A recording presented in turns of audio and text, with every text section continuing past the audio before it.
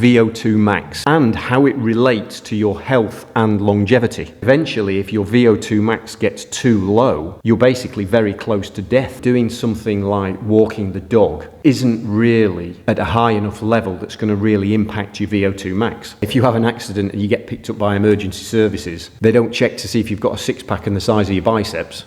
How you doing, people? Hope you're well. Hope you are training hard. Okay, today I just wanted to quickly mention about VO2 max and the massive importance it has on your cardiovascular fitness and how it relates to your health and longevity. If any of you have heard of VO2 max, it's usually related to fitness performance and the stats associated with fitness. But there's a massive health connotation of VO2 max. So what is VO2 max? Well, it's basically a number or a measure of your cardiorespiratory fitness. And it represents how your heart, your lungs, your cardiovascular system, muscle cells, how they all work in conjunction with each other to basically form your cardiorespiratory system. Now, when you breathe in oxygen, your lungs absorb it and turn it into energy in the form of adenosine triphosphate, or ATP. Now, ATP helps power your cells and helps with the release of carbon dioxide as part of the respiratory process. Inhale oxygen, exhale carbon dioxide. So the higher your VO2 max, the more oxygen your body can consume and can convert a greater amount to energy in the form of ATP.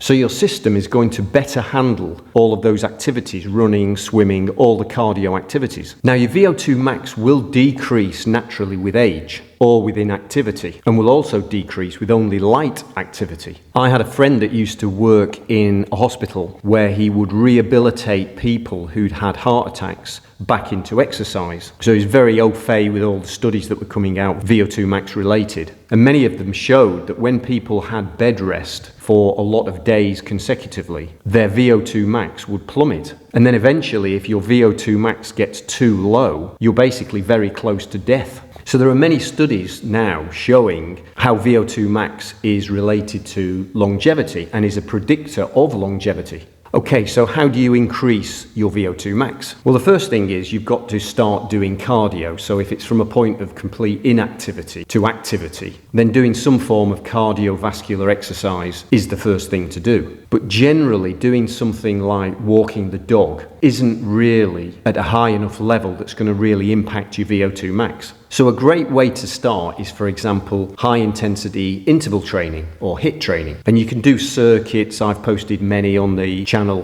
where you may work for 30 seconds or 45 seconds a minute with a similar rest. And the rest period allows you to recover a little bit so that you can go at higher intensity again. Obviously, if you decide to go running or jogging, another good way to start is by jogging or running a short distance, then walking, then run another distance, then walk. You don't have to think, oh, I've got to run 3 miles or 5 miles in one go. But the important thing is that the intensity gets high enough, your heart rate gets high enough to have an effect on your body that's going to increase your VO2 max. I'm going to do another video on this subject of strength training versus cardio, because there's a lot of videos out there saying cardio is a waste of time, because the whole thing is slightly misleading, because somebody technically could become lean and ripped by just diet and strength training, but are missing out on the massive health benefits of cardio. I always say if you have an accident and you get picked up by emergency services, they don't check to see if you've got a six-pack and the size of your biceps. They check your heart rate and your blood pressure. So there you go, VO2 max, the phrase of the day. Keep an eye out for that strength training versus cardio video, and I'll see you in the next one.